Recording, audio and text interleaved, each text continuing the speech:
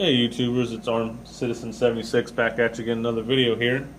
Today we're going to do kind of a quick look at a new purchase of mine. Talk a little bit about it, maybe tell you why I purchased it and try to make it a quick video. This has been on my list for quite a while. Just haven't been able to save up the money to pull the string on it, but I've been very patient and been saving and saving for a while. I managed to actually save up around $1,700. And I've had 4 firearms on that list, or I should say my top 5 firearms I was looking at, which was an FNX 45 Tactical, a Glock 21, a Ruger SR22, a Ruger SP101 chambered in 38, and then either a Glock 17 or a Glock 19 chambered in 9mm. But I'm not a big fan of 9mm in those and some of the other semi-automatic rounds, just because I was brought up shooting 1911s. And kind of just got into the habit of shooting 45, and I really like to shoot 45. So that kind of bumped the Glock off, and so that led me to just 4 firearms, and I had $1,700 to try to purchase these 4 firearms. But I probably could have bought one extra one over what I paid for this firearm here, but I guess let's get started. I went ahead and pulled the string on this one while I had the money, because I figured if I would have bought the other firearms and didn't buy this one, it'd probably be quite a long time before I was able to save up the cash to buy this one. This one, as you can see here, is in an FN case. It's in kind of like a flat dark earth / OD green color.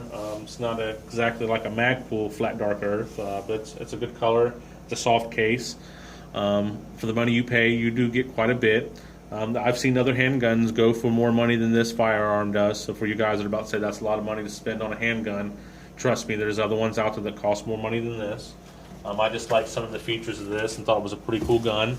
And me being a 45 guy, I wanted to go ahead and pull the string on it. This is an FNX 45 Tactical, flat dark earth.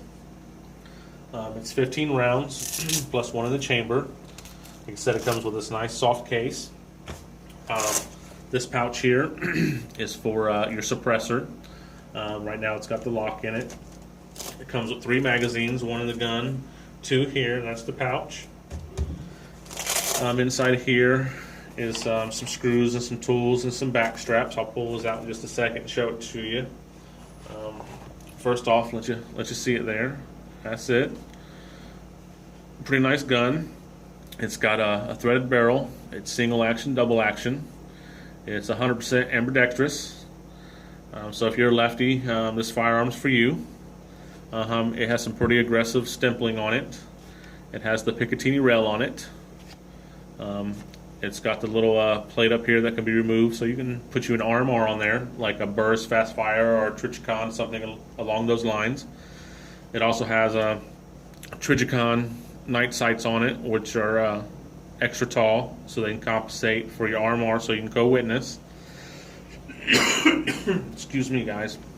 And I just think it comes with a lot of good features. Pulling on the trigger, it seems like it's got a pretty nice trigger. It's fair, you know.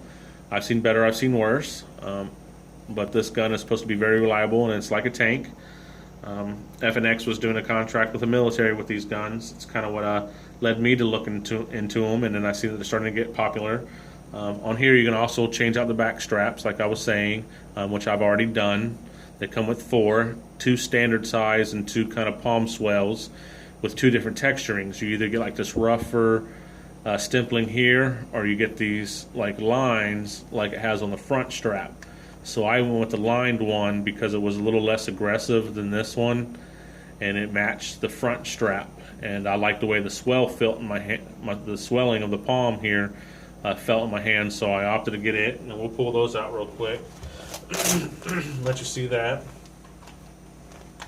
and maybe move the gun out the way. Got these little plastic containers here. There's one on the gun, and there's the other 3. Like I said, that's the one that's a little bit larger one, has that rougher texture on it. And then here's the standard thickness with that rough texture on it. As you can see, that's kind of the difference there. This is the thinner one with the lines. When I opened up the bag, it had this one on there, and immediately when I picked it up, I could feel that it was kind of rough on the back side of my hand, which felt pretty good as far as I could really get a nice solid grip on on it, because it was slim with this on there. But after playing and swapping them out back and forth and holding them in my hand, I opted to go with the one that was a little bit more thicker, but with the line. So you get 4 of the straps. And then in here you get a couple wrenches, you get some screws, and you get 2 different type of mounting plates depending on what kind of red dot optic you're going to put on there. So like I said, that comes with it. Just think it's a pretty good gun altogether, and plan on having some fun with it. Plan on suppressing it. It's kind of the main reason why I wanted to go with it. Like I said, the Glock 21 was on my list, which I went ahead and purchased it. And you can get the Glocks now, you know, with threaded barrels, or you can buy a threaded barrel aftermarket. So that was one of the things I was pondering in my head, was whether to go threaded or not on the Glock.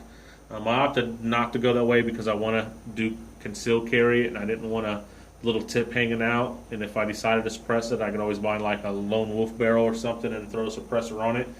But after I made this purchase and got back to the gun shop, the guy was showing me Smith & Wesson he had there, and a Glock that he had there that also now you can order with this in it. So I guess Glock and Smith has jumped on FNX's bandwagon and started making the cutouts for the RMR without having to have them special order or special cut, which I thought was pretty cool.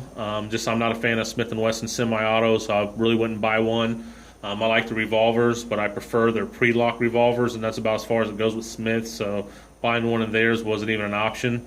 I really like Glock, but to put that on a Glock, and it's not 100% ambidextrous, and I'd have to put some higher sights on it, the co-witness with the RMRs on top of it, because the ones he had there didn't quite co-witness that well.